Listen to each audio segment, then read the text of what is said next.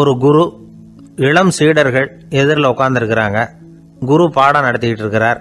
சீடர்களுக்கு ஒரு ஆசை, அதாவது ஒரு முக்கியமான மந்திரத்தை நம்ம குருநாதர்கிட்ட இருந்து கற்றுக்கணும் அப்படிங்கிறது அவங்க ஆசை.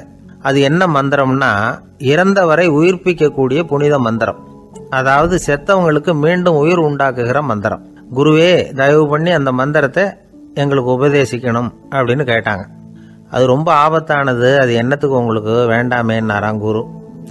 எங்களுடைய நம்பிக்கை உறுதிப்படுறதுக்காகத்தான் கேட்குறோம், வேற ஒன்றும் இல்லை அப்படின்னு நாங்களாம் சீடர்கள். பக்குவப்படாத அறிவுங்கிறது ரொம்ப ஆபத்தானது அப்படின்னாராம் குரு. இது சீடர்களுக்கு புரியல. அது எப்படிங்க பக்குவப்படாத அறிவு ஆபத்தானதுன்னு சொல்றீங்க, அப்படின்னா என்ன அப்படின்னு கேட்டிருக்காங்க சீடர்கள். குரு அதுக்கு விளக்கம் கொடுத்தாராம். அந்த மந்திரத்தை எப்போ பயன்படுத்தணுங்கிறது முக்கியம். அதை அறியக்கூடிய ஞானம் ஏற்படுகிற வரைக்கும் அதை தெரிஞ்சுக்காம இருக்கிறது தான் நல்லது, இல்லைன்னா ஆபத்துன்னாராம். ஆனால் அந்த சீடர்கள் அதை கேட்குற மாதிரி இல்லை, ரொம்ப பிடிவாதம் பண்ண ஆரம்பிச்சுட்டாங்க. சரி வாங்க சொல்கிறேன்னார் குரு. எல்லாரும் வந்தாங்க. அந்த புனித மந்திரத்தை அவங்களுக்கு ரகசியமாக உபதேசம் பண்ணார். உபதேசம் பண்ணிவிட்டு அவங்களுக்கு எச்சரிக்கையும் கொடுத்தார். இந்த மந்திரத்தை நல்லா ஆராய்ச்சி பார்த்ததுக்கு அப்புறம் தான் உச்சரிக்கணும், அவசரப்பட்டு எதுவும் செஞ்சிடக்கூடாது அப்படின்னு ஒரு தடவைக்கு பல தடவை எச்சரிக்கை கொடுத்தார். சரின்னு சொல்லிவிட்டு அவங்கெல்லாம் மந்திரத்தை கற்றுக்கிட்டு எழுந்திரிச்சு போயிட்டாங்க. ஒரு நாள் அந்த சீடர்கள் எல்லாம் மணற்பாங்கான இடத்துல அப்படியே நடந்து போயிட்டு இருக்கிறாங்க. ஒரு பாலைவன பகுதி மாதிரி ஒரு இடம். அங்கே ஒரு இடத்துல எலும்புகள் குவியலாக கிடந்தது. உடனே இந்த சீடர்கள் முன்ன பின்ன யோசிக்காம, தியானமும் பண்ணாம, அந்த மந்திரத்தோட பயனை சோதிச்சு பார்க்கணும் அப்படின்னு நினச்சிக்கிட்டு அந்த மந்திரத்தை உச்சரிக்க ஆரம்பிச்சிட்டாங்க. அவ்வளவுதான். உடனே என்னாச்சு தெரியுமா, அந்த எலும்புகள் எல்லாம் ஓநாய்களாக மாறி அவங்கள துரத்த ஆரம்பிச்சுட்டுது. சீடர்கள் எல்லாம் தலைதெறிக்க ஓட ஆரம்பிச்சிட்டாங்க. ஓநாய்களும் விடலை, அவங்கள துரத்தி பிடிச்சி கடிச்சு கொதற ஆரம்பிச்சுட்டுது. அப்போதான் அந்த சீடர்களுக்கு குரு சொன்ன அறிவுரையோட அர்த்தம் புரிஞ்சுது. பக்குவப்படாத அறிவு ஆபத்தானது அப்படிங்கிறது. அதனால இதிலிருந்து நாம் தெரிஞ்சுக்க வேண்டியது என்னன்னா, நாம் நம்ம அறிவை வளர்த்துக்கிட்டா மட்டும் போதாது, அந்த அறிவை எப்போ எப்படி பயன்படுத்தணும் அப்படிங்கிற பக்குவமும் நமக்கு வரணும். அப்போதான் வாழ்க்கை நல்லபடியாக அமையும், இல்லைன்னா இடைஞ்சல் தான். இந்த காலத்தில் சில சின்ன பிள்ளைங்களுக்கே அறிவு ரொம்ப பக்குவப்பட்டிருக்குங்கிறத உணர முடியுது. ஒரு சின்ன பையன் பள்ளிக்கூடத்தில் மார்க் லிஸ்ட் கொடுத்தாங்க, வாங்கிக்கிட்டு அவசரமாக வீட்டுக்கு ஓடினான். எதிரில் வந்த ஒருத்தர் கேட்டார், என்ன அவசரம், ஏன் இப்படி வேகமாக ஓடுறேன்னார். எங்கள் அம்மா கிட்ட அடி வாங்கணும், அதுக்காக தான் ஓடுறேன்னா. அடி வாங்கிறதுக்கா இவ்வளவு அவசரம்னார் அவர். அப்படி இல்லைங்க, நான் போகிறதுக்குள்ளே எங்கள் அப்பா வீட்டுக்கு வந்துட்டாருன்னா அவர்கிட்ட அடி வாங்க வேண்டியிருக்கும், அதை அவாய்ட் பண்ணுறதுக்காக இப்படி ஓடுறேன் அப்படின்னு நானா அந்த பையன். இந்த உலகத்தில் எல்லாருக்கும் மகிழ்ச்சி தரக்கூடிய ஒரு பொருள் எது? இது ஒரு முக்கியமான கேள்வி. இந்த கேள்விக்கு பொருத்தமான ஒரு பதிலை உங்களால் சொல்ல முடியுமா? அதாவது கொஞ்சம் யோசிச்சு பார்த்தா பணம்னு சொல்லலாமா? இப்போ கையில் காசு இல்லாதவங்ககிட்ட ஒரு 10 ரூபாயை கொடுத்தா அது அவனுக்கு சந்தோஷத்தை கொடுக்கும். ஏற்கனவே வருமான வரி பிரச்சனையில் சிக்கி இருக்கிறவர்கிட்ட இன்னும் கொஞ்சம் பணம் இருந்தாங்கன்னு சொல்லி கொடுத்தோம்னா அது அவருக்கு சங்கடத்தை தான் கொடுக்கும். அதனால் அந்த கேள்விக்கு பணங்கிறது பொருத்தமான பதிலாக இருக்க முடியாது. கேள்வி என்னன்னா, இந்த உலகத்தில் எல்லாருக்கும் மகிழ்ச்சி தரக்கூடிய ஒரு பொருள் எது? சரி, இனிப்புன்னு சொல்லலாமா? ஏன்னா எல்லாருக்கும் இனிக்க தானே செய்யும். அதுலேயும் ஒரு சிக்கல் இருக்குது. சர்க்கரை வியாதிக்காரங்களுக்கு அது என்ன சந்தோஷத்தையாக கொடுக்கும்? ஆக எல்லாருக்கும் வேறுபாடு எதுவும் இல்லாமல் மகிழ்ச்சியை கொடுக்கக்கூடியது வேற ஏதோ ஒன்று இருக்குது. அது என்னன்னு கண்டுபிடிக்கணும். அதுதான் இன்றைக்கி தகவல். இப்போ அதை கண்டுபிடிக்கணும்னா இந்த கதையை கேட்கணும். அது என்ன கதைன்னா, ஒரு ஊரில் ஒரு ராஜா இருந்தார். அவருக்கும் இதே சந்தேகம் வந்துட்டுது. அதாவது எல்லாருக்கும் இன்பம் தரக்கூடிய பொருள் எது அப்படின்னு. இதுக்கு பதில் தெரிஞ்சுக்கிறதுக்கு ஆசைப்பட்டார். சரி, அதுக்கு என்ன செய்யலாம்னு யோசனை பண்ணார். நாட்டு மக்களுக்கு பகிரங்கமாக ஒரு அறிவிப்பு கொடுத்தார். நம்ம நாட்டு மக்கள் இன்பம் தரக்கூடிய பொருள் எதுன்னு நினைக்கிறாங்களோ அதை கொண்டுகிட்டு அரண்மனையில் உள்ள கண்காட்சி மண்டபத்தில் வைக்கலாம். அப்படி அவங்க வைக்கிற பொருள்களில் எது எல்லாருக்கும் இன்பம் தரக்கூடியதாக இருக்குமோ அதை வச்சவருக்கு 1000 பொற்காசுகள் பரிசு அப்படின்னு அறிவிப்பு கொடுத்துட்டார்.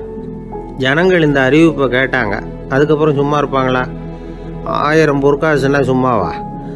அவங்க கையில் என்னென்ன கிடைச்சதோ அதையெல்லாம் கொண்டாந்து அரண்மனை காட்சி மண்டபத்தில் வச்சுட்டாங்க. அதுக்கப்புறமா ராஜா அங்கே வந்தார். ஒவ்வொன்றா பார்த்துக்கிட்டே வந்தார். முதல்ல ஒரு குயில் இருந்தது, இனிமையாக பாடக்கூடிய குயில். இந்த குயிலோட இன்னிசை எல்லாருக்கும் இன்பம் தரக்கூடியது தான். இருந்தாலும் காது கேட்காதவங்களுக்கு இந்த இசை எப்படி இன்பம் தர முடியும்? அதனால் இது சரியில்லைன்னு விட்டார். அடுத்தபடியாக போனார். அங்கே என்ன வச்சுருக்குறாங்கன்னு பார்த்தா ஒரு அழகான மயில் அங்கே தோகை விரித்து ஆடிக்கிட்டு இருக்குது. இந்த மயிலோட ஆட்டம் மனசுக்கு இன்பம் தரக்கூடியது தான். இருந்தாலும் பார்வை இல்லாதவங்க இந்த ஆட்டத்தை பார்த்து ரசிக்க முடியுமா? முடியாது. அதனால் இதுவும் சரியில்லை அப்படின்னு சொல்லிவிட்டார். அதுக்கு அடுத்தபடியாக போனார். பல வகையான இனிப்பு பண்டங்களை வச்சுருந்தாங்க. பார்த்தார், வயசானவங்களுக்கும் நோயாளிகளுக்கும் இது இன்பம் தராது, துன்பம் தான் கொடுக்கும் அப்படின்னார். இப்படி ஒவ்வொன்றா பார்த்துக்கிட்டே போகிறார். அழகான மலர்கள், கனிகள், ஓவியங்கள் எதுவுமே பொருத்தமாக தெரியல. சகல பேருக்கும் இன்பம் தரக்கூடிய வகையில் எதுவும் இல்லை. கடைசியாக வந்தார். அங்கே ஒரு களிமண் பொம்மை இருந்தது. அது என்ன பொம்மை தெரியுமா? பசியால் வாடி இருக்கிற ஒருத்தருக்கு ஒரு அம்மா இனிமையாக பேசிக்கிட்டு சோறு போடுறது மாதிரி அந்த பொம்மையை செஞ்சுருந்தாங்க. அதுக்கு கீழே அன்பு அப்படின்னு எழுதியிருந்துதான். ராஜா பளிச்சுன்னு ஒரு முடிவுக்கு வந்தார். அந்த பொம்மையை செஞ்ச சிற்பியை வரவழைச்சார், பரிசு கொடுத்தார். அன்பு ஒன்று தான் எல்லாருக்கும் இன்பம் அளிக்கக்கூடிய பொருள். காது கேட்காதவங்களும் அதை கேட்க முடியும், பார்வை இல்லாதவங்களும் அதை பார்க்க முடியும், குழந்தைகளும் அதை உணர முடியும் அப்படின்னு அதுக்கு விளக்கம் கொடுத்தார் அந்த மன்னர். இந்த உலகத்தில் எல்லாருக்கும் மகிழ்ச்சி தரக்கூடிய ஒரு பொருள் அன்பு தான். அதை புரிஞ்சுக்கிட்டு தான் சில கணவன்மார்கள் மனைவி பேரில் ரொம்ப அன்பை காட்டிக்கிறது வழக்கம். ஒரு வீட்டு வாசப்படி பக்கமாக மழைக்கு ஒதுங்கினார் ஒருத்தர். மழை தூரிக்கிட்டு இருந்தது, இருட்டு நேரம். அந்த வீட்டில் இருந்தவர், இன்னைக்கு ராத்திரி வேணும்னா இங்கேயே தங்கிட்டு காலையில் போங்க அப்படின்னார். உடனே இவர் சொன்னார், ரொம்ப நன்றிங்க, ஒரு 10 நிமிஷத்தில் ஏதோ வந்துவிடுறேன் அப்படின்னு சொல்லிவிட்டு எங்கேயோ ஓடினார். 10 நிமிஷம் கழித்து திரும்பி வந்தார். ஆமாம், எங்கே போயிட்டு வந்தீங்கன்னு கேட்டார் வீட்டில் இருந்தவர். நேராக எங்கள் வீட்டுக்கு போய் மனைவி கிட்ட இன்னைக்கு ராத்திரி இங்கேயே தங்கிக்கிறேன்னு சொல்லிவிட்டு வந்துவிட்டேன் அப்படின்னார் அவர். அன்புல இது ஒரு ரகம். இந்த உலகத்தில் எவ்வளவோ உயிரினங்கள் இருக்குது. ஒவ்வொன்றும் ஒவ்வொரு விதமாக சண்டை போடுது. இப்போ 2 மாடு சண்டை போட்டுக்குதுன்னு வச்சுங்க, என்ன பண்ணும்? 2 முட்டிக்கும். அதுக்கு சண்டை போடுறதுக்கு ஆயுதமாக உபயோகப்படுறது அதோட கொம்பு. 2 சேவல் சண்டை போட்டுக்குதுன்னு வச்சுங்க, அதுக்கு ஆயுதமாக உபயோகப்படுறது அதோட கால் நகம். காலால் தான் அது ஒன்றோட ஒன்று சண்டை போட்டுக்கும். ஆனால் 2 மனுஷன் சண்டை போட்டுக்கிறான்னு வச்சுங்க, இவன் இன்னதை தான் ஆயுதமாக உபயோகப்படுத்துவான்னு குறிப்பிட்டு சொல்ல முடியாது. கல்லை எடுப்பான், கத்தி எடுப்பான், துப்பாக்கி எடுப்பான், என்ன வேணாலும் பண்ணுவான். வாயால் திட்டுவான், கையால் அடிப்பான், காலால் உதைப்பான், சகலகலா வல்லவன். விலங்குகள்லாம் பொதுவாக வாயை சாப்பிட்றதுக்கு மட்டும்தான் உபயோகப்படுத்துது. ஆனால் இவனுக்கு சாப்பிட்றதுக்கும் அதுதான், சாப்பிட்டு விட்டு திட்டுறதுக்கும் அதுதான். ஆனால் ஒரு விஷயத்தில் மட்டும் கெட்டிக்கிறேன். அதாவது நாம் சண்டை போட்டுக்கிட்டாலும் பரவாயில்லை, கோழிகள் சண்டை போடாமல் இருக்கணும் அப்படின்னு ஆசைப்படுறான். எதுக்காக? கோழிகள் சண்டை போடாமல் இருந்தால் நிறைய முட்டைகள் போடுமா, அதுக்காக தான் இந்த அக்கறை. கோழி பண்ணை வச்சுருக்கிறவங்களுக்கு இது ஒரு பெரிய பிரச்சனை. அதாவது பண்ணையில் இருக்கிற கோழிகளுக்குள்ளே அடிக்கடி சண்டை வந்துடும். அதனால் முட்டை உற்பத்தி குறைஞ்சிரும். சரி, இதுக்கு என்ன பண்ணுறது? பண்ணையில் போய் உட்காந்துக்கிட்டு தினமும் பஞ்சாயத்து பேசிகிட்டு இருக்க முடியுமா? அமெரிக்காவில் கோழி பண்ணை வச்சுருக்கிற ஒருத்தர் இதை பற்றி யோசனை பண்ணி பார்த்தாராம். ஒரு வழியையும் கண்டுபிடிச்சிருக்கார். கோழிக்கெல்லாம் மூக்கு கண்ணாடி மாட்டி விட்டுட்டோம்னா அது சண்டை போடுற குணம் குறைஞ்சிரும், முட்டை அதிகமாகிடும். அந்த கண்ணாடியில் உள்ள லென்ஸு சிவப்பு நிறத்தில் இருக்கணும், அவ்வளவுதான் அப்படின்னு அவர் கண்டுபிடிச்சாராம். இது ஏற்கனவே நடைமுறையில் கண்டுபிடிக்கப்பட்ட ஒரு விஷயம். ஆனால் எல்லா கோழிக்கும் சிவப்பு மூக்கு கண்ணாடி எப்படி மாட்டி விடுறது? அப்படியே மாட்டி விட்டாலும் அது நழுவாமல் இருக்கணுமே. இப்போ நாமெல்லாம் நடு விரலால் மூக்கு கண்ணாடி நடுவில் தொட்டு அப்படி ஸ்டைலாக சரி பண்ணிக்கிறோம். அது மாதிரி கோழி எப்படி சரி பண்ணிக்கும்? இதுதான் பிரச்சனை. இதுக்கு அவர் என்ன வழி கண்டுபிடிச்சாருன்னா, கோழிக்கெல்லாம் மூக்கு கண்ணாடிக்கு பதிலாக விழியொட்டு வில்லைகள், கான்டாக்ட் லென்ஸ், அதை பொருத்தி விட்டா என்ன அப்படின்னு யோசனை பண்ணார். அதே மாதிரி பண்ணார். அதே மாதிரி செஞ்சு பார்த்தார், வெற்றி. அதுக்கப்புறம் கோழியெல்லாம் சண்டை போட்டுக்கலையாம், சமாதான பிரியர்கள் ஆகிட்டு தான். கோழிகளுக்கு இயல்பாகவே சண்டை போடுற குணம் உண்டு. ஆனால் அதோட கண்ணுக்கு பார்க்குற பொருள்லாம் ரோஜா நிறத்துலையோ அல்லது இன்னும் சொல்ல போனால் அழுத்தமான சிவப்பு நிறத்துலையோ தெரிஞ்சதுன்னா சண்டை போடுற குணம் குறைஞ்சிருதான். அந்த சமயத்தில் அது அதிகமாகவும் முட்டையிட ஆரம்பிச்சுடுதான். அதே நேரத்தில் இறை எடுக்கிறத கூட குறைச்சிக்குதான். இது ஏன் இப்படி பண்ணுதுங்கிறது விஞ்ஞானிகளுக்கு இன்னமும் புரியலையா. எப்படியோ அமெரிக்க கோழிகள்லாம் கான்டாக்ட் லென்ஸ் பொருத்திக்க ஆரம்பித்தாச்சு. கோழி கழுத்தை பிடிச்சிக்கிட்டு ஒரு சில வினாடிகளில் அதை பொருத்தி விட்றாங்களாம். கோழியோட ஆயுள் பூரா அது அப்படியே இருக்குமா. பண்ணையில் முட்டை உற்பத்தி குறைஞ்சா இது மாதிரி விஞ்ஞானபூர்வமாக பரிகாரம் தேடுறது தான் நல்லது. நமக்கு வேண்டியப்பட்ட ஒருத்தர் அவர் ஒரு கோழி பண்ணை வச்சுருந்தார். அந்த பண்ணையில் பாதி கோழி திடீர்னு செத்து போச்சு. உடனே ஒரு கால்நடை மருத்துவர்கிட்ட போக வேண்டியது தானே. அங்கே போகல. உள்ளூரில் மந்திரம் பண்ணிகிட்டு இருந்த ஒரு சாமியார்கிட்ட போனார். அவர் காலில் விழுந்தார். சாமி, என் பண்ணையில் பாதி கோழி செத்து போட்டுதுன்னார். சாமியார் யோசனை பண்ணார். சரி, பண்ணையில் வாசப்படி கிழக்கு பக்கமாக வச்சுருக்கியா மேற்கு பக்கமாக வச்சுருக்கியான்னு கேட்டார். கிழக்கு பக்கமாக இருக்குன்னார் அவர். அதுதான் தப்பு, மேற்கு பக்கமாக அதை மாற்று சரியாக போடும்னாராம். அதே போல் இவர் போய் மாற்றிவிட்டார். அப்பவும் பாதி செத்து போச்சு. மறுபடியும் சொன்னார், சாமி மறுபடியும் பாதி கோழி செத்து போட்டுதேன்னார். சரி, கூரை எப்படி போட்டிருக்க, ஓடு போட்டிருக்கியா இல்லை கீத்து போட்டிருக்கியான்னார். ஓடு போட்டிருக்கேன்னாராம் அவர். அதுதான் தப்பு, கீத்து போட்டுரு சரியாக போடும்னாராம். சரின்னு போய் அதையும் மாற்றி பார்த்தார். மறுபடியும் போயிட்டுது, கோழி செத்து போச்சு. வந்தார். மறுபடியும் பாதி செத்து போச்சு சாமின்னு வந்தார். இவரும் யோசனையை மாற்றி மாற்றி சொல்லிகிட்டே இருக்கிறார். இப்படி அவரும் மாற்றி மாற்றி பார்த்தார். 6வது தடவையாக அவரை தேடிட்டு வந்தார். அந்த சமயத்தில் இவர் ரொம்ப தீவிரமாக யோசனை பண்ணி பார்த்துட்டு, அது சரிப்பா, நீயும் என்கிட்ட சளைக்காமல் வந்துக்கிட்டு இருக்கிற, நானும் யோசனை சொல்லிகிட்டு இருக்கேன். இப்போவும் உங்ககிட்ட சொல்கிறதுக்கு என்கிட்ட யோசனை நிறையா இருக்குது. ஆனால் சோதிக்கிறதுக்கு உங்ககிட்ட கோழி இல்லையே, என்ன பண்ணுறது அப்படின்னாராம். இவர் வந்து போய்கிட்டு இருந்தார். அவர் தோளில் ஒரு பெரிய துணி மூட்டை, அதை சுமந்துக்கிட்டு கடத்தெருவை நோக்கி அவர் போய்கிட்டு இருக்கிறார். வழியில் அவரை சந்தித்தார் உமர். அவர் கேட்டார், கலீஃபா அவர்களே, எங்கே புறப்பட்டுட்டீங்க அப்படின்னு கேட்டார். கலீஃபான்னா ஆட்சித்தலைவர்னு அர்த்தம். இதுக்கு அவர் சொன்னார், நான் துணி வணிகம் செய்கிறவன், அதனால் துணி வியாபாரம் செய்கிறதுக்காக போயிட்டுருக்கிறேன்னார். நீங்கள் இப்போ இந்த நாட்டுக்கு ஆட்சித்தலைவர், ஆட்சி பொறுப்பில் இருக்கிறீங்க. நீங்கள் வியாபாரம் செய்ய போட்டால் அரசு பணிகளை செய்கிறது யார் அப்படின்னு கேட்டார் அவர். நான் அரசு பணிகளை மட்டுமே செஞ்சுக்கிட்டு இருந்தா என் குடும்பத்தை காப்பாற்றுறது யார் அப்படின்னு கேட்டார் அவர். இப்படி கேட்டவர் யார் தெரியுமா? அவர் தான் அபூபக்கர், இறை தூதர் முகமது அவர்களுக்கு பிறகு கலீஃபாவாக தேர்ந்தெடுக்கப்பட்டவர். அப்போலாம் ஆட்சி தலைவர்களுக்கு சம்பளம்னு எதுவும் கிடையாது. இந்த பிரச்சனையை எப்படி தீர்க்கிறதுன்னு யோசனை பண்ணார் உமர். அபு உபைதா அவர்கள்கிட்ட அழைச்சிட்டு போனார். அவர் யாருன்னா, அவர் தான் பொது நிதி கருவூலத்தின் பொறுப்பாளர். அவர்கிட்ட பிரச்சனையை சொன்னார். இது மாதிரி ஆட்சி தலைவருக்கு பொது நிதியிலிருந்து ஊதியம் அளிக்க முடியுமான்னு கேட்டார். பொது நிதி விதிகளின்படி அதுக்கு சாத்தியம் இல்லைன்னு சொல்லிவிட்டார் அவர். சரி, வேற ஏதாவது வழி இருக்குதான்னு கேட்டார் உமர். அபு உபைதா கொஞ்சம் யோசனை பண்ணி பார்த்தார். அப்புறமா சொன்னார், மக்காவிலிருந்து மதீனாவுக்கு குடிபெயர்ந்து வந்த அகதிகளுக்கு நிதி உதவி அளிக்கிறதுக்கு விதிகளில் இடம் இருக்கு.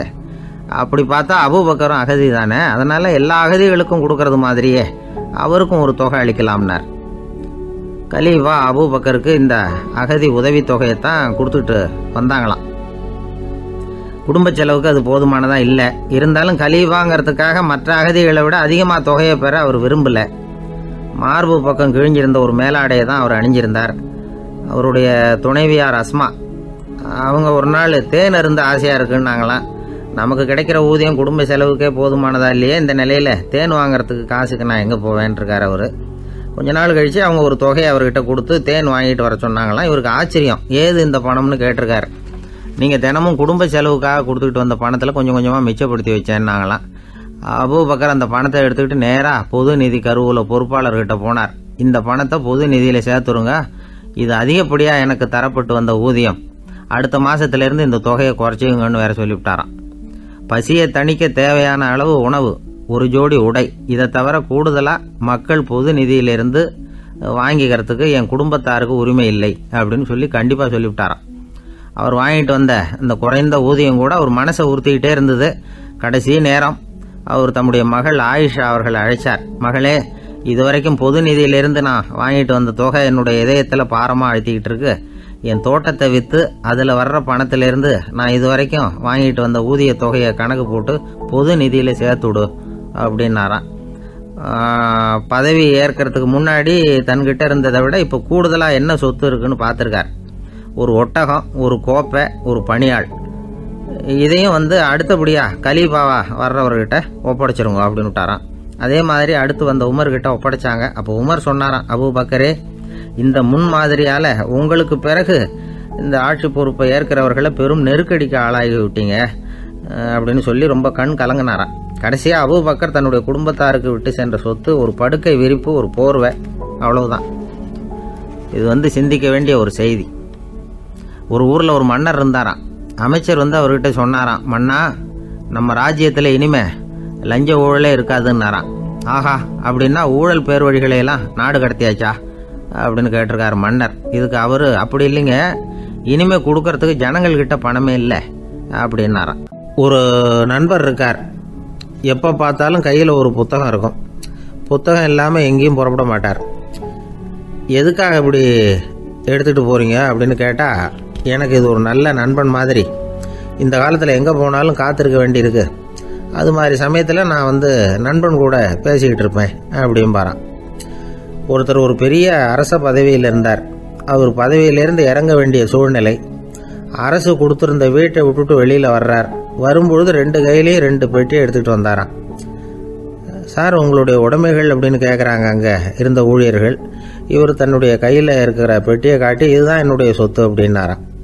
ஒரு பெட்டியில் அவருடைய உடைகள், இன்னொரு பெட்டியில் அவர் விரும்பி படிக்கிற புத்தகங்கள், அவ்வளவுதான். இதுதான் இருந்துதான். புத்தகம் படிக்கிறது மனசுக்கு நல்லதுங்கிறது நமக்கு தெரியும். புத்தக வாசிப்பு உடம்புக்கும் நல்லதுங்கிறாங்க. அது நமக்கு ஆச்சரியமாக தான் இருக்குது. ஒரு நபர் ஒரு வருஷத்தில் சராசரியாக 2000 பக்கங்களை படிச்சிருக்கணுமா, யுனெஸ்கோ பரிந்துரை. ஆனால் நம்ம நாட்டில் நாம் சராசரியாக படிக்கிறது 32 பக்கங்கள், அவ்வளவுதான். இவ்வளவுக்கு நம்ம நாட்டில் 6000த்துக்கும் மேற்பட்ட நாளேடுகள், 2000த்துக்கும் மேற்பட்ட இதழ்கள், மலர்கள், இவ்வளவு இருந்தும் சரியாக வரல. இந்த உலகத்தில் முதல் நூலகம் எங்கே எப்போ ஆரம்பமாச்சு தெரியுமா?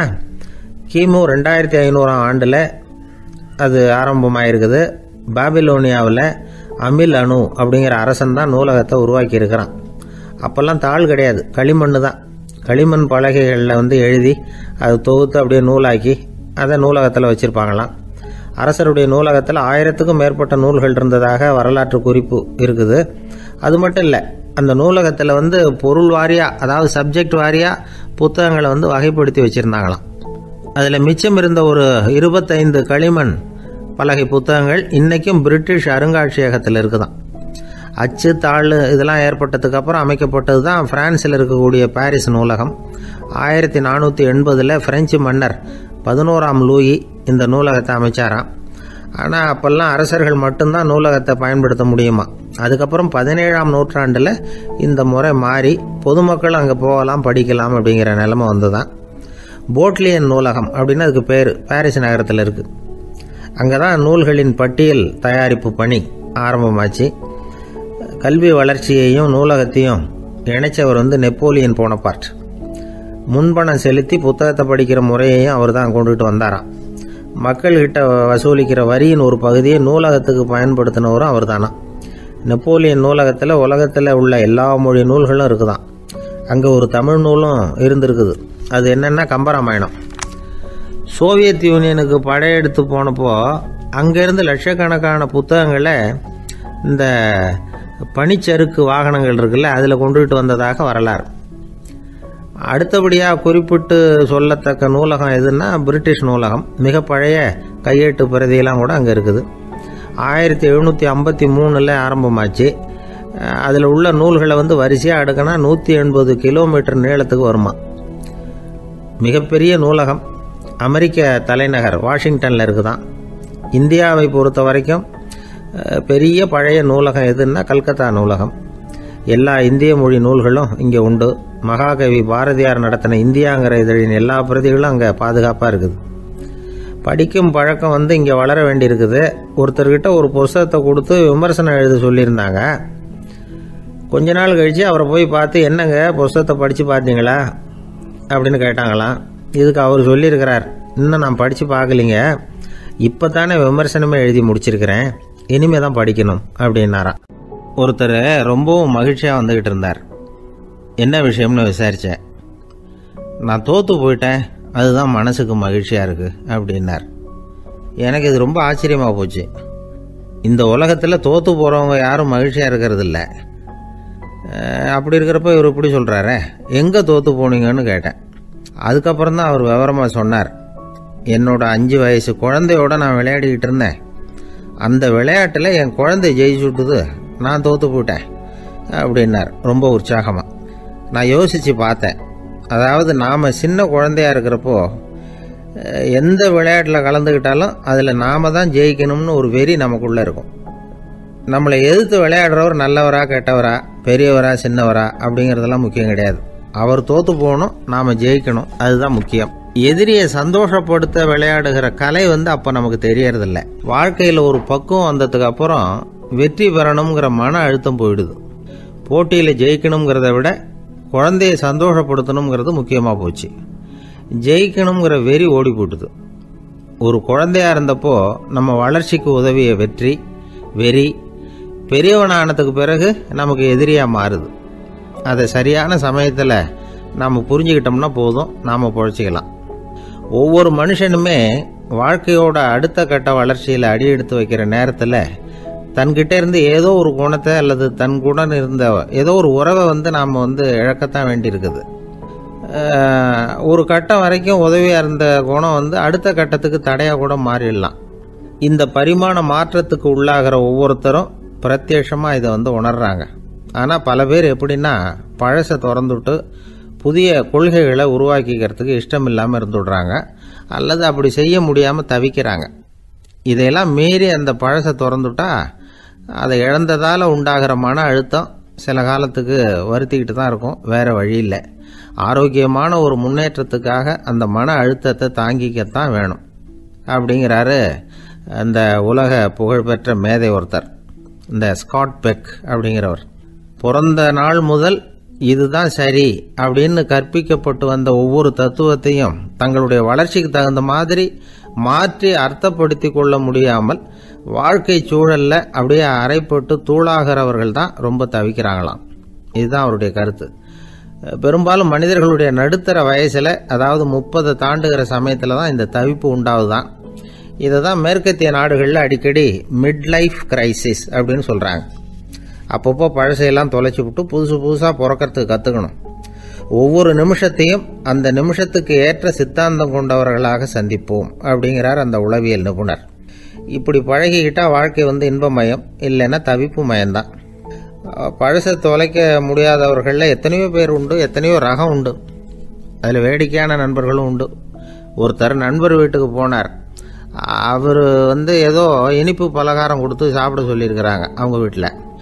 இவர் சாப்பிட்டு பார்த்துட்டு சொன்னாராம், சார் 6 மாதத்துக்கு முன்னாடி ஒரு தடவை இங்கே வந்தேன், அப்போது ஒரு இனிப்பு பலகாரம் கொடுத்தீங்க, அது இதை விட நல்லா இருந்தது சார் அப்படின்னாராம். அப்போ செஞ்ச அதே இனிப்பு பலகாரம் தான் சார் இதுவும் அப்படின்னாராம் அவர். ஐயா, என்னுடைய நூல் வெளியீட்டு விழாவுக்கு அவசியம் நீங்கள் வரணும் அப்படின்னு கூப்பிட்டார் ஒருத்தர். எப்போ வரணும்னு கேட்டேன். அடுத்த வாரம்னார். சரி, புத்தகம் தயாராகிட்டுதா அப்படின்னு. நாளைக்கு தான் அச்சிக்க கொடுக்க போகிறேன்னார். என்னங்க இது, புத்தகம் அச்சிடுறதுக்கு முன்னாடியே அழைப்புதழை அச்சடிச்சு விட்டீங்களே அப்படின்னு கேட்டேன். அதனால் என்னங்க, அந்த காலம் மாதிரியா போடலாம், அச்சுக்கலை எவ்வளவோ முன்னேறியாச்சுங்க. Linotype, monotype, phototype, laser, இப்படி என்னென்னமோ வந்தாச்சு. இன்னைக்கு கொடுத்தா நாளைக்கே புத்தகம் தயார் அப்படின்னார். இப்படி இந்த அளவுக்கு முன்னேறி இருக்கிற இந்த அச்சுக்கலை ஆரம்பத்தில் எப்படி இருந்தது தெரியுமா? அந்த காலத்தில் காகிதம்னா என்னன்னே தெரியாது. அப்படி ஒன்று கண்டுபிடிக்கப்படவே இல்லை. அப்போல்லாம் எதையாவது ஒன்று எழுதணும்னா அதுக்கு ஆட்டு தோலை தான் பயன்படுத்தி இருக்கிறாங்க. கண்ணுக்குட்டி தோல் கூட அதுக்கு உபயோகப்பட்டு தான். ஐரோப்பாவில் இருந்த பாதிரியார்கள் தோலில் எழுதப்பட்ட புத்தகத்தை தயாரிக்கிறதுல ரொம்ப கெட்டிக்காரங்களாம். எகிப்து, அப்புறம் மத்திய தரைக்கடல் ஓரத்தில் உள்ள நாடுகள், இங்கெல்லாம் தோல் தான் எழுதுபொருளாக பயன்பட்டு வந்திருக்குது. ஆனால் நம்ம நாட்டில் ஓலைச்சுவடிகளை எழுத்துக்கு பயன்படுத்தி இருக்கிறாங்க. எழுதுறதுக்கு தோலை பயன்படுத்தினவங்க பிறகு பேப்பரைஸ் அப்படிங்கிற கோரை புல்லை அதுக்கு பயன்படுத்தினாங்களாம். இதெல்லாம் அப்படி கொஞ்சம் கொஞ்சமாக கண்டுபிடிச்சிட்டு வந்திருக்கிறாங்க. அந்த புல்லை கச்சிதமாக நறுக்க வேண்டியது, நல்லா பதப்படுத்த வேண்டியது, அதுக்கப்புறம் அதில் எழுத வேண்டியது, அவ்வளவுதான். பேப்பருங்கிற சொல்லே இந்த பேப்பைரஸ் அப்படிங்கிறதுலேருந்து வந்தது தான். அதுக்கப்புறம் தான் காகிதம் வந்தது. இதை முதல்ல சீன நாட்டில் தான் கண்டுபிடிச்சாங்க. அது வந்த பிறகு அச்சு எந்திரம் கண்டுபிடிக்க வேண்டிய அவசியம் ஏற்பட்டது.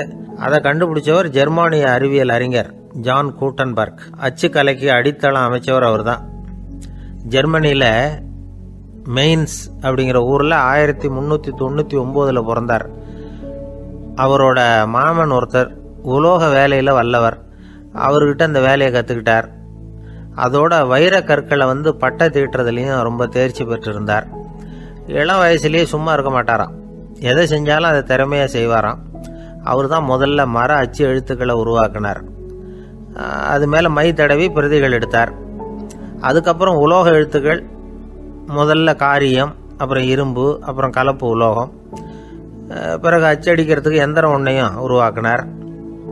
முதல்ல பைபிள் அச்சடித்தார். 1468 அவர் இறந்து போனார். 16ஆம் நூற்றாண்டில் மேலை நாடுகளிலிருந்து மர எழுத்துக்களை கொண்டுகிட்டு தமிழ்நாட்டில் கிறிஸ்துவ நூல்களை அச்சிட்டாங்க. அப்போல்லாம் அச்சகங்கள் போதிய அளவுக்கு இங்கே இல்லை. அதுக்கு என்ன காரணம்னா, இந்தியர்கள் அச்சகங்களை நடத்தக்கூடாது அப்படின்னு சட்டம். 1835 வரைக்கும் அந்த சட்டம் நடைமுறையில் இருந்தது. இந்த நிலைமையில் அங்கேயும் இங்கேயுமா 1-2 அச்சகங்கள் ஆரம்பமாச்சு. 1713 தரங்கம்பாடியில் லூத்தரன் மிஷன் அச்சகம், அதே ஆண்டில் சென்னையில் SPCK அச்சகம். இது ரெண்டும் தான் இந்தியாவில் முதல்ல தொடங்கப்பட்ட அச்சகங்கள். ஆட்டுத்தோல்லையும் ஓலைச்சுவடியிலையும் எழுதப்பட்ட எழுத்துக்கள் இன்னைக்கு எங்கேயோ போயிட்டுது. ஆனால் நம்ம ஊரில் எழுத்தாளர்கள் நிலைமை தான் ஒன்றும் சொல்லிக்கிறது மாதிரி இல்லை. நம்ம ஆள் ஒருத்தர் சொன்னார், சார் நான் சொந்தத்தில் ஒரு அச்சாபீஸ் வச்சுருந்தேன், இப்போவும் வச்சுருக்கிறேன். அதனால் என்னுடைய படைப்புகளை புத்தகமாக வெளியிடுறதுல எனக்கு ஒன்றும் கஷ்டம் இல்லை. வருஷத்துக்கு ஒரு புத்தகம் எழுதி வெளியிட்டுருவேன். 15 வருஷமாக இலக்கிய உலகத்துக்கு இப்படி சேவை செஞ்சுக்கிட்டு வர்றேன். ஆனால் இந்த வருஷம்தான் வாசகர்கள் எனக்கு பாராட்டு விழா நடத்தி இருக்கிறாங்க அப்படின்னார். இந்த வருஷம் அப்படி என்ன விசேஷம் அப்படின்னு கேட்டோம். இந்த வருஷம்தான் நான் எந்த புத்தகம் எழுதி வெளியிடாமல் இருந்தேன், அதுக்காகத்தான் எனக்கு இந்த பாராட்டு விழா அப்படின்னார். ஊருக்கு வெளியில் அமைதியான ஒரு இடம், அங்கே ஒரு ஆசிரமம், அங்கே ஒரு சாமியார். அவர் தினமும் நல்ல போதனைகள்லாம் செய்வார். பல பேர் போய் அங்கேயே சில நாள் தங்கி இருந்து அவர் சொல்கிற அறிவுரைகளை எல்லாம் கேட்டுக்கிட்டு வர்றது வழக்கம். ஒரு தடவை அவரை பார்த்துட்டு போகிறதுக்காக 3 வெளியூர் தம்பதிகள் வந்தாங்களாம். அந்த மடத்திலேயே சாப்பிட்டுக்கிட்டு தங்கி இருந்து அவங்களுடைய போதனைகளை கேட்டுக்கிட்டு போகணுங்கிறது அவங்க நோக்கம். காலையில் குளிச்சுட்டு பூஜையில் உட்காந்தார் அந்த சுவாமி. இவங்களும் குளிச்சுட்டு அந்த பூஜையை பார்க்கறதுக்காக அவர் முன்னாடி உட்காந்தாங்க. பூஜை ஆரம்பமாச்சு. சம்பிரதாயப்படி அது ரொம்ப நேரம் நடந்துக்கிட்டே இருக்குது. இவங்களுக்கு நல்ல பசி இருந்தாலும் இந்த நேரத்தில் அதை எப்படி வெளியில் காட்டிக்கிறது? பேசாமல் இருந்தாங்க.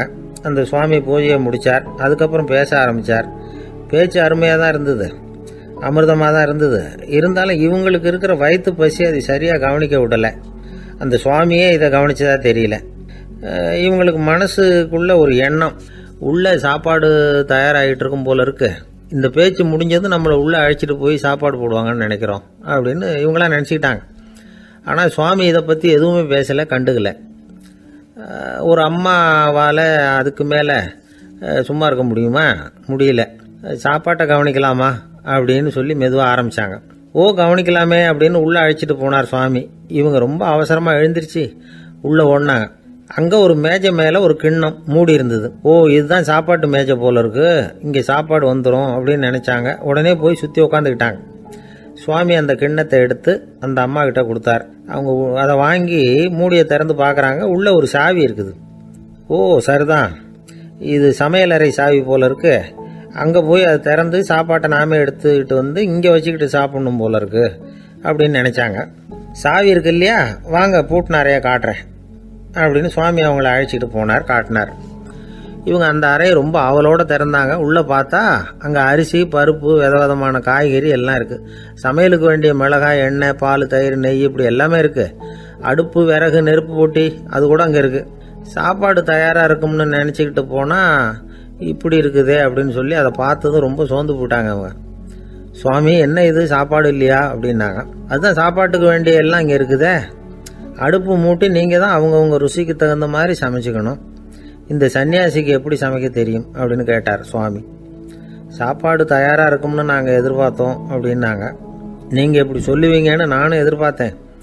இது வரைக்கும் நான் எவ்வளவோ தத்துவம்லாம் எடுத்து சொன்னேன். எல்லாத்தையும் விட இதுதான் அனுபவபூர்வமான தத்துவம். ஆண்டவன் நமக்கு நல்ல மனசை கொடுத்துருக்குறான், நல்ல வாய்ப்புகளையும் தந்திருக்கிறான், அதையெல்லாம் பயன்படுத்திக்கக்கூடிய மூளையையும் சிந்தனையையும் கொடுத்துருக்குறான்.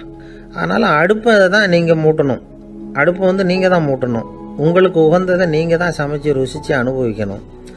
ஆண்டவனே அதை செஞ்சுக்கிட்டு இருக்க மாட்டான் அப்படின்னாராம் அந்த சுவாமி. நம்முடைய வாழ்க்கையில் பல நல்ல பலன்களை பெறறதுக்கு நாம தான் முயற்சி பண்ணணும்.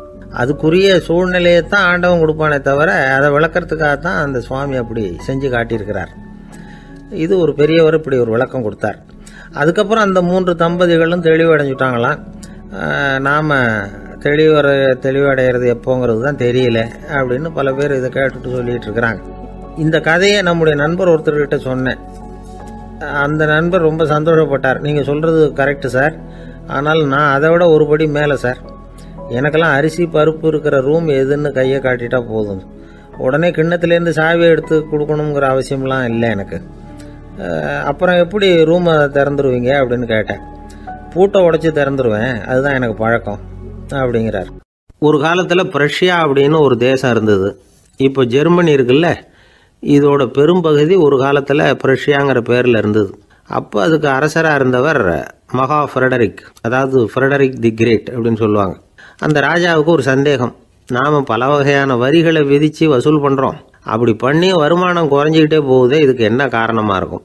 இதுதான் அவருக்கு ஏற்பட்ட சந்தேகம். ஒரு சமயம் அந்த அரசர் தம்முடைய அமைச்சர்களையும் பிரபுக்களையும் தளபதிகளையும் கூப்பிட்டு ஒரு விருந்து வச்சார். விருந்து முடிஞ்சதும் அவங்கள பார்த்து இந்த சந்தேகத்தை கேட்டார். வரிகள் அதிகமாக விதித்து வருமானம் குறையறதுக்கு என்ன காரணம் அப்படின்னு கேட்டார். பல பேருக்கு இதுக்கு சரியாக பதில் சொல்ல தெரியல. அனுபவசாலியான ஒரு தளபதி எழுந்திருச்சார். அரசே, அது எப்படிங்கிறத இப்போ உங்களுக்கு காட்டுறேன்னார். உடனே ஒரு பெரிய பனிக்கட்டி ஒன்றை தன்னுடைய கையில் எடுத்தார். அதை அப்படியும் எப்படியும் திருப்பி பார்த்தார். அப்புறம் அடுத்தவர்கிட்ட கொடுத்தார். அவர் அதை அப்படியும் எப்படியும் திருப்பி பார்த்துட்டு அடுத்தபடியாக இருந்தவர்கிட்ட கொடுத்தார். இப்படியே இதை ஒவ்வொருத்தராக பார்த்துட்டு ஒவ்வொரு கையாக மாறி கடைசியில் மன்னர் கைக்கு போய் சேர்ந்தது. மன்னர் கைக்கு அந்த பனிக்கட்டி போய் சேர்ந்தப்போ அது கொஞ்சம் கொஞ்சமாக உருகி ஒரு பட்டாணி கடலை சைஸுக்கு ஆயிட்டுது. மன்னர் யோசனை பண்ணார், வரி அதிகமாக போட்டாலும் வந்து சேர்றது குறைவாக இருக்கிறதுக்கு என்ன காரணம் அப்படிங்கிறது அவருக்கு புரிஞ்சு போச்சு. காலம்தான் மாறிட்டு இருக்கே தவிர இந்த கையூட்டு வாங்குற பழக்கம் மாறினதாக தெரியல. இன்னொரு ராஜா இருந்தார். அவர் தன்னுடைய ராஜாங்கத்தில் லஞ்ச ஊழலே சுத்தமாக இருக்கக்கூடாது அப்படின்னு நினச்சார். அவர்கிட்ட பல்வேறு துறைகளுக்கும் பொறுப்பாக இருந்த பல பேரும் ரொம்ப சுத்தமாகவும் நேர்மையாகவும் இருந்தாங்க. ஒரே ஒருத்தர் மட்டும் எல்லார்கிட்டையும் லஞ்சம் வாங்கிட்டே இருந்தார். அவரை வேறு வேறு துறைகளுக்கு மாற்றி பார்த்தாரு. அந்த ராஜா என்னென்னமோ பண்ணி பார்க்குறாரு. எந்த வேலையை கொடுத்தாலும் அதுலேயும் லஞ்சம் வாங்கிறதுக்கு ஒரு வழியை உண்டு பண்ணிக்குவார் அந்த ஆள். ராஜாவுக்கு இது ஒரு பெரிய தலைவலியாக போட்டுது. இவர் என்ன பண்ணுறது, இவருக்கு என்ன வேலையை கொடுக்கறது, கொஞ்சம் கூட லஞ்சம் வாங்கிறதுக்கு சான்ஸே இல்லாத ஒரு வேலையை கொடுக்கணும் அப்படின்னு திட்டம் போட்டார். ஒரு நாள் அவருக்கு அந்த உத்தரவும் போட்டுட்டார். அதாவது அவருக்கு என்ன வேலைன்னா, கடற்கரையில் தான் அவருக்கு ஆஃபீஸ், அங்கேயே இருந்துக்க வேண்டியது. தினமும் எத்தனை கடல் அலை கரையில் வந்து மோதுது அப்படிங்கிறத கணக்கெடுத்து ராஜாவுக்கு தெரிவிக்க வேண்டியது. இதுதான் அவருக்கு வேலை.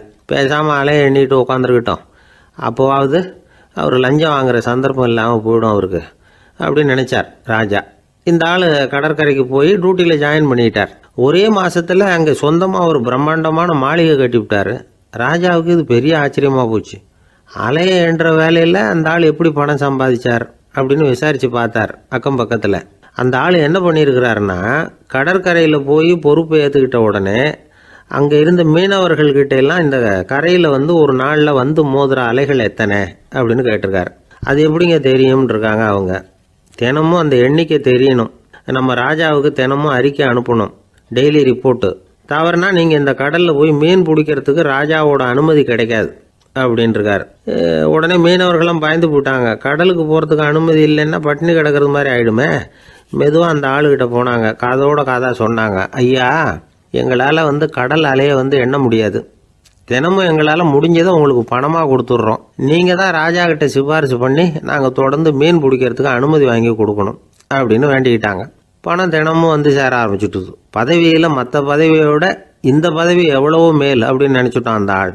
அது மட்டும் இல்லை, தயவு பண்ணி என்னை இந்த இடத்த விட்டு மாற்றி விடாதீங்க சார் அப்படின்னு வேற கேட்க ஆரம்பிச்சுட்டானா. கிபி 1078 வருஷம் மார்ச் மாதம் 19ஆம் தேதி திங்கட்கிழமை அதிகாலை நேரம் ஒரு குழந்தை பிறந்தது. எங்க தெரியுமா? காஸ்பியன் கடலுக்கு தெற்கே பாரசீக மொழி வழங்கிய தபரிஸ்தான் மாநிலத்துல ஜீலான்கிற புனித நகர், அதோட புறநகர் பகுதியில் உள்ள நீப்புங்கிற ஊர்ல தான் அந்த குழந்தை பிறந்தது. அந்த இடம் இப்போ ரஷ்யாவில் இருக்கு. அந்த குழந்தை யாருன்னு நினைக்கிறீங்க? அதுதான் முஹித்தீன் பெருமான், ஆன்மீக சாதனைகள் புரிந்த மகான். முகையத்தீன் ஆண்டகை தன்னுடைய 18வது வயசுல உயர்கல்விக்காக ஜீலான் நகரத்தை விட்டு பகுதாத் நகரத்துக்கு புறப்பட்டு போறார். இளம் பிராயம் தானே, அதனால துணைக்கு ஒரு வர்த்தக கூட்டத்தோட சேர்ந்து போயிட்டு இருக்கிறார். ரொம்ப தூரம் போகணும். ஒவ்வொரு இடமா தங்கி தங்கி போயிட்டு இருக்கிறாங்க. ஒரு இடத்துல ஒரு கொள்ளை கூட்டம் பயங்கரமான ஆயுதங்களோட அவங்கள வழிமறிச்சுட்டுது. அந்த வர்த்தக கூட்டம் வச்சிருந்த பொருள்களை எல்லாம் அவங்க பறிச்சு விடுறாங்க. இவங்களும் பயந்துகிட்டு இருந்தது எல்லாத்தையும் அவங்க கிட்ட கொடுத்துடுறாங்க.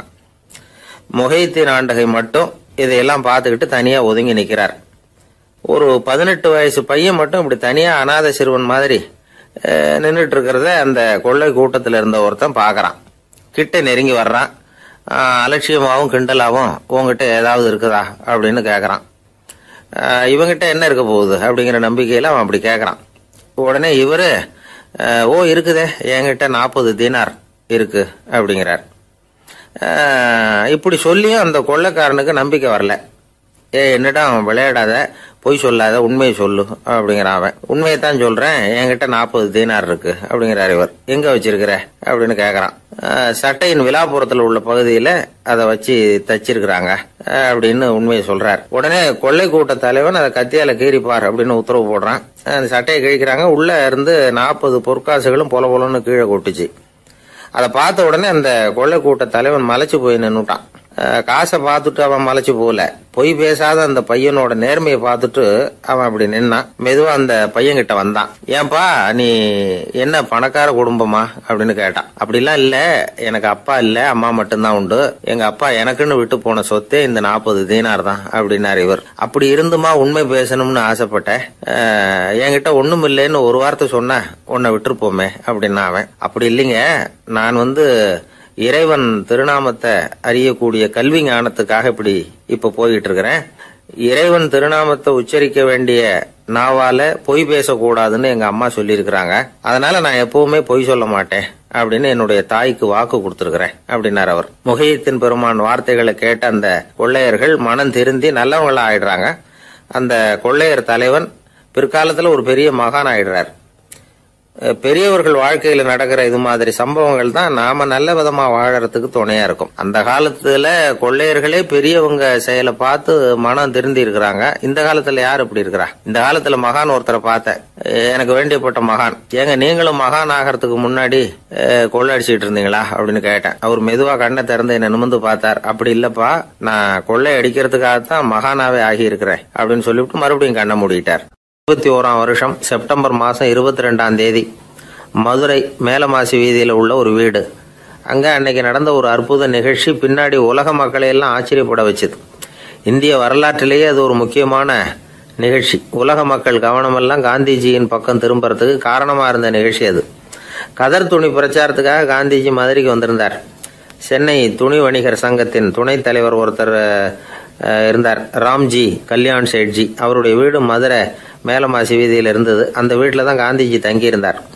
அப்போ வயலுக்கு போற உழவர்கள்லாம் சின்ன சின்ன துண்டை இடுப்புல கட்டிக்கிட்டு கலப்பையை தூக்கிக்கிட்டு தெருவில் நடந்து போறதை கவனிச்சார்.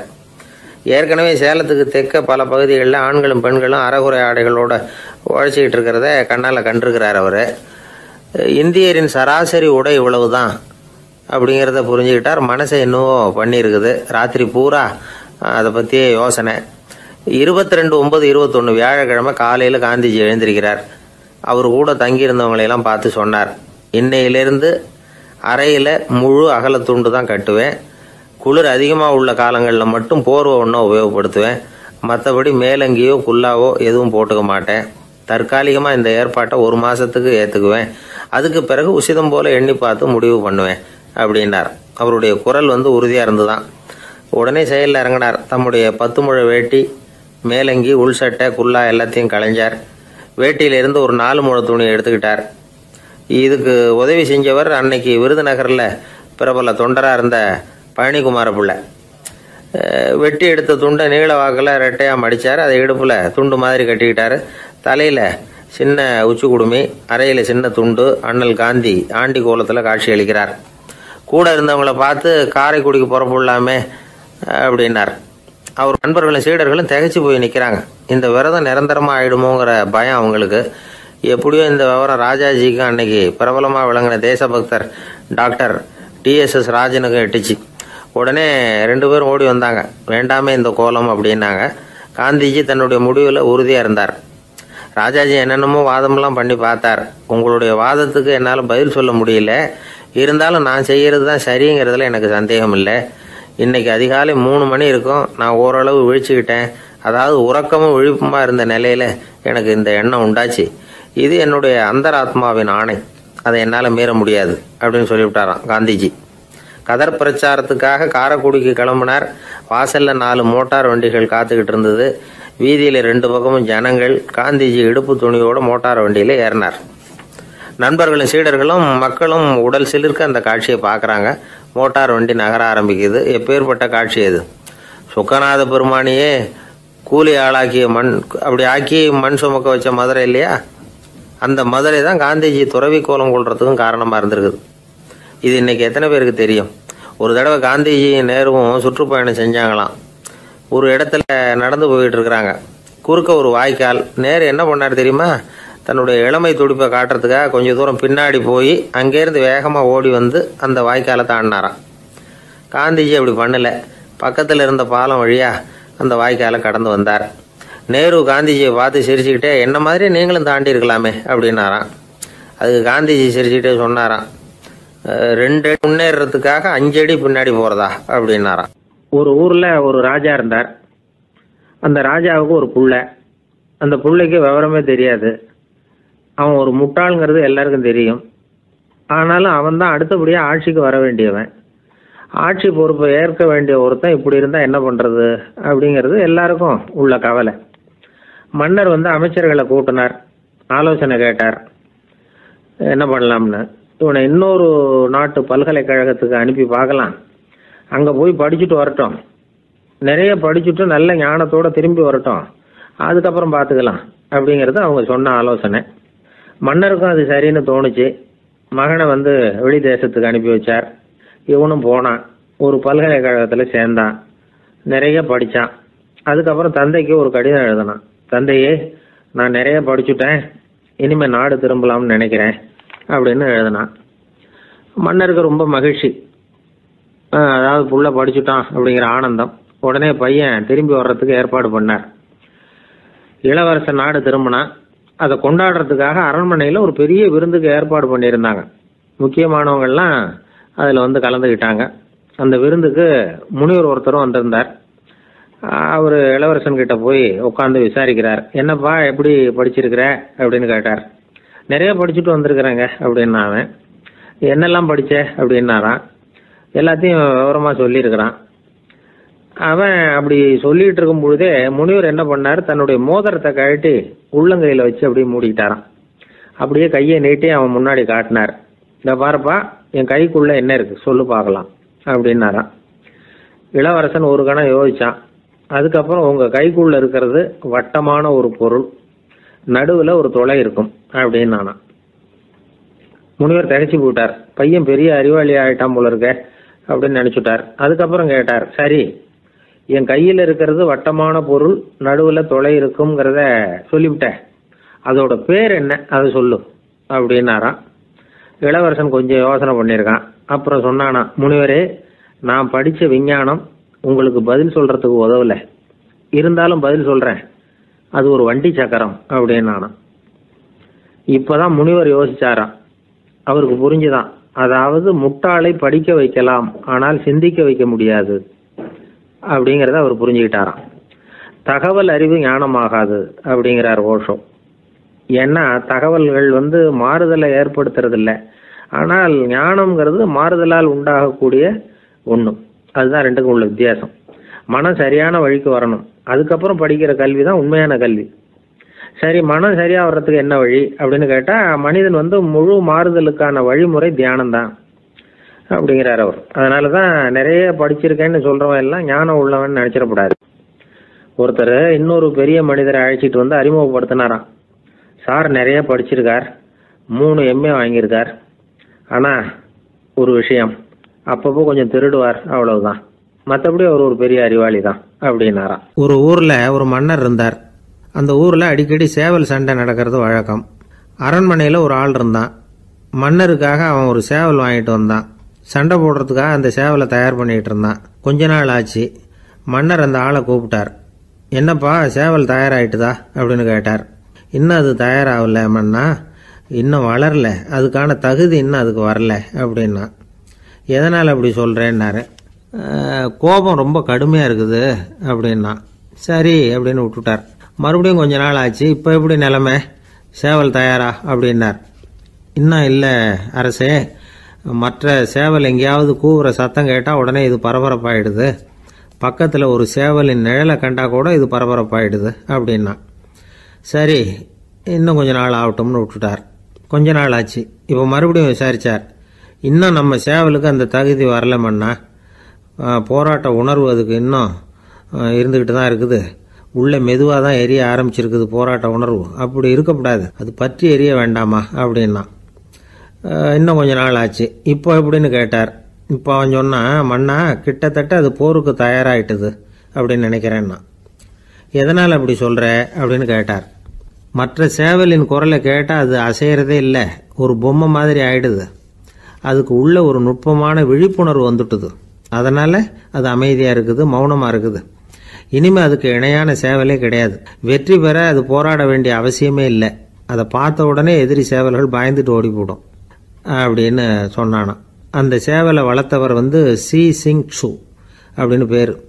இந்த சுசுகி சொன்ன கதையும் அது. ஞானிகள் என்ன சொல்கிறாங்க தெரியுமா? அந்த சேவலின் ரகசியத்தை நீயும் கற்றுக்கொள், நீ அப்படி ஆயிடு, சண்டை போடாமலே வெற்றிகள் பெறுகிற நுட்பத்தை புரிந்துகொள். இதுதான் ஞானிகள் உபதேசம். ஒரு குருக்கிட்ட ஒருத்தன் போயிருக்கிறான். எனக்கு சண்டை போட கற்றுக் கொடுங்கண்ணா. அதுக்கு என்ன செய்யணும்னார்.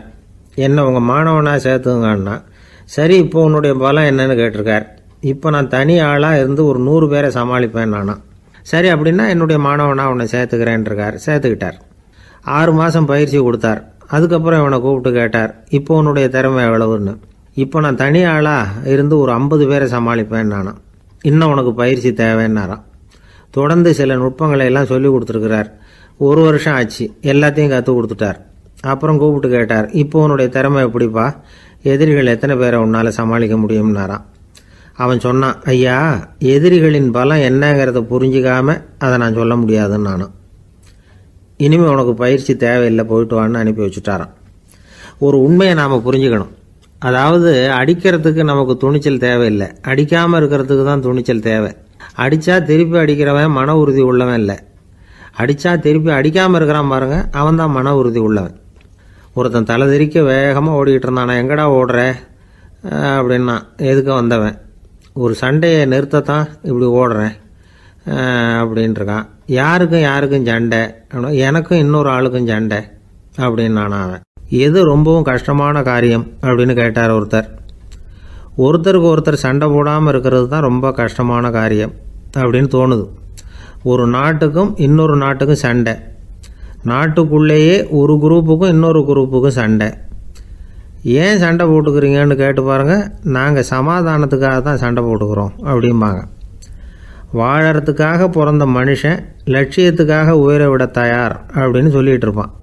அப்படி உயிரை விடுறவங்கள நாமளும் பாராட்டுவோம்.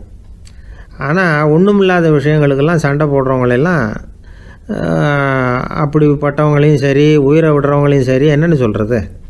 யுத்தங்களாலேயும் சண்டைகளாலேயும் நாம் அடையிறது என்னங்கிறது ஒரு பக்கம் இருக்கட்டும், இழக்கிறது என்ன தெரியுமா? ஏராளமான உயிர்கள். ரத்தம் சிந்துறதுக்கு நான் தயார் அப்படின்னு மார்தட்டி சொல்லலாம். ஆனால் ரத்தம் சிந்தினா உயிர் காத்துக்கிட்டு இருக்க தயார் இல்லை. அதாவது உயிர் நமக்காக காத்துக்கிட்டு இருக்க தயார் இல்லை. இழக்கிற ரத்தத்தை ஈடுகட்டினா தான் உயிரை காப்பாற்ற முடியும். அதனால் இது சம்மந்தமாக ஆராய்ச்சி செய்கிற கட்டாயம் ஏற்பட்டு போச்சு. அதோட விளைவாக புதுசாக ஒன்றை கண்டுபிடிச்சிருக்கிறாங்க. அதுதான் செயற்கை ரத்த பொடி. இப்போ இந்த திடீர் சாம்பார் பொடி, திடீர் ரசப்பொடி, திடீர் காப்பி பொடி இப்படிலாம் சொல்கிறோம்ல, அது மாதிரி இது திடீர் ரத்த பொடி. இஸ்ரேல் ஒரு சின்ன நாடு, மக்கள் தொகை குறைச்சல், அதோட போர்கள் வேறு. அதனால் காயம்பட்டவங்களை காப்பாற்றியே தீர வேண்டிய கட்டாயம். காப்பாற்றணும்னா ரத்த இழப்பை தடுக்கணும். அப்படின்னா உடனடியாக புது ரத்தம் செலுத்தி ஆகணும். திடீர்னு ரத்தம் வேணும்னா எங்கே போகிறது? அதுவும் கிடைக்கிற ரத்தம் சேர்கிற குரூப்பாக இருக்கணும். ஒரு வேடிக்கை பார்த்தீங்களா, நான் வேறு குரூப்பு நீ வேறு குரூப்புன்னு இவன் சண்டை போடுறான். இதில் அடிபட்டவனுக்கு ரத்தம் கொடுக்க போனால் அதுலேயும் அது வேறு வேறு குரூப்பாக இருக்குது. அது ரத்தமும் வேறு வேறு குரூப்புன்னு சொல்லிகிட்டு இருக்குது. எந்த குரூப்பு ரத்தம் வேணும், அது உடனடியாக கிடைக்கலன்னா என்ன பண்ணுறது? இப்படிப்பட்ட கஷ்டம்லாம் நமக்கு வந்துடுது. இதுக்காக தான் விஞ்ஞானிகள் இந்த ரத்த பொடியை கண்டுபிடிச்சிருக்கிறாங்க. அதாவது ஒரு ஆள் அடிபட்டு போட்டான்னு வச்சுங்களேன், அவனுக்கு ரத்தம் கிடைக்கல, உடனே என்ன பண்ணலாம்? இந்த சுத்தப்படுத்தப்பட்ட தண்ணீரை கொஞ்சம் எடுத்துக்க வேண்டியது, அதில் இந்த ரத்த பொடியை கரைக்க வேண்டியது. இப்போ இந்த செயற்கை ரத்தம் வந்து தயாராகிட்டுது. இதை அந்த ஆள் உடம்புல ஏற்றி விட்டுற வேண்டியது.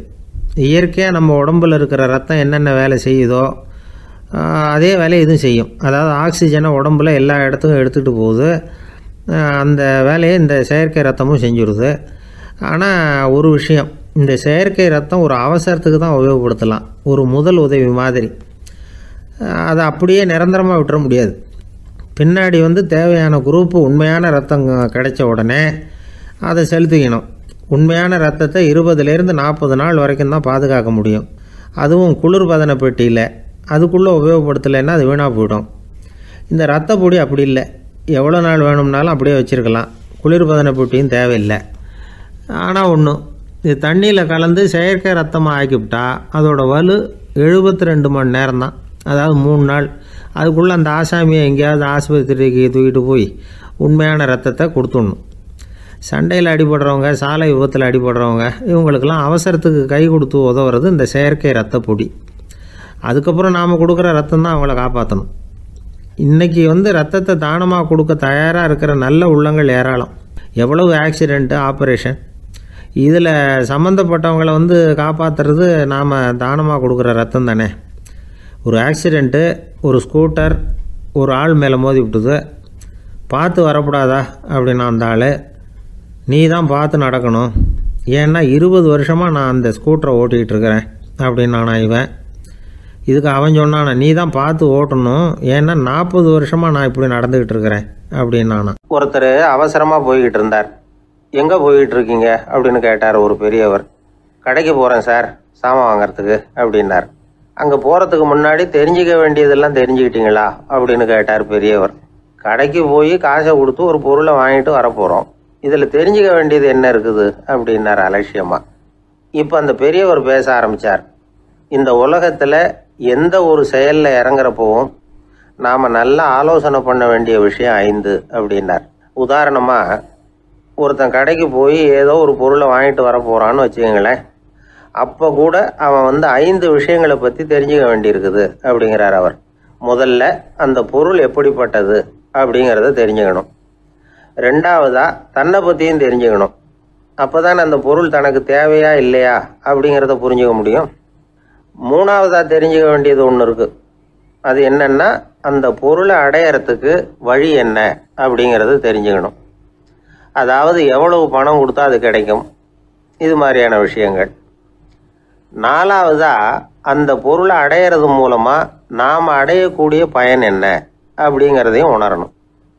அஞ்சாவது, அந்த பொருளை அடையிறதுல இருக்கக்கூடிய தடை எது அப்படிங்கிறதையும் நாம் தெரிஞ்சுக்கணும். பெரியவர் பேசுறது ஏதோ தத்துவம் மாதிரி தெரியுது இல்லையா? தத்துவம் தான். அதாவது இப்படி உலகியல் வாழ்க்கையில் சின்ன சின்ன விஷயங்கள்லேயே நாம் 5 விஷயங்களை தெரிஞ்சுக்க வேண்டி இருக்குது. அது ரொம்ப அவசியமாக இருக்குது. பேரின்ப நிலைன்னு சொல்கிறாங்கல்ல, அது மாதிரி பெரிய சமாச்சாரங்கள்லேயும் இந்த 5 விஷயங்களை நாம் தெரிஞ்சுக்க வேண்டியிருக்குது. அதுக்கு பேர் என்னன்னா அர்த்த பஞ்சகம். வைணவ சமயத்தில் அர்த்த பஞ்சகம்ங்கிறது ரொம்ப பெரிய விஷயம். கடைக்கு போகிறது மாதிரி கடவுளை பார்க்க போகிறப்போ நாம் 5 விஷயங்களை தெரிஞ்சுக்கணுமா. முதல்ல பரம்பொருள் அப்படிங்கிறது என்ன, அதோட தன்மைகள் என்ன, இதை தெரிஞ்சுக்கணும். இதுக்கு பேர் என்னன்னா பரமாத்ம ஸ்வரூபம் அப்படின்னு பேர். ரெண்டாவது, நாம் யார், நம்மோட தன்மை என்ன அப்படிங்கிறத தெரிஞ்சுக்கணும். நான் யாருன்னு எனக்கே தெரியலங்கிறப்போ இதை நான் சொல்கிறேன்னு இது என்னுடையதுன்னு சொல்கிறது தப்பு தானே. அப்புறம் மூணாவது விஷயம், பரம்பொருளை நாம் அடையிறதுக்கு வழி எது, இதை தெரிஞ்சுக்கணும். இது உபாய ஸ்வரூபம் அப்படின்னு பேர். நாலாவது விஷயம், நாம் அடைய வேண்டிய பயன்கள் என்ன அப்படிங்கிறது தெரிஞ்சுக்கிறது. இதுக்கு புருஷார்த்தம் அப்படின்னு பேர். அஞ்சாவது, அந்த பயனை அடைய விடாமல் தடுக்கிற தடைகள் யாவை அப்படிங்கிறது தெரிஞ்சுக்கிறது. இது விரோதி ஸ்வரூபம். இதைத்தான் தடையியல் அப்படின்னு சொல்கிறாங்க. அதாவது பரமாத்மாவை பற்றிய அறிவு, ஜீவாத்மாவை பற்றிய அறிவு, உபாயம் பற்றிய அறிவு, புருஷார்த்தம் பற்றிய அறிவு, இந்த 4 அறிவுக்கும் எதிரடையா, அதாவது அதையெல்லாம் தப்பா புரிஞ்சுக்கிறதால உண்டாகக்கூடிய அறிவு விரோதி சொரூபம். என்ன இது தகவலில் ஏதாவது கதை சொல்லுவீங்கன்னு பார்த்தா ஏதோ தத்துவம் பேசிக்கிட்டு இருக்கிறீங்களே அப்படின்னு நினைக்கலாம். இதுவும் தெரிஞ்சுக்க வேண்டிய ஒரு பெரிய விஷயந்தான்.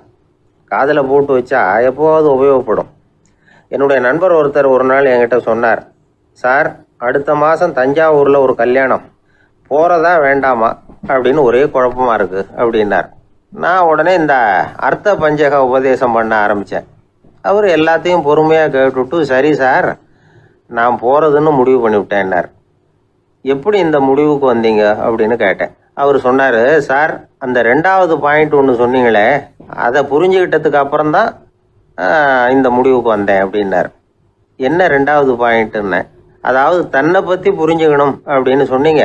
உடனே என்னை பற்றி புரிஞ்சுக்கிட்டேன், நான் யாருங்கிறது எனக்கு தெரிஞ்சுது, உடனே போகிறது தான் நல்லதுன்னு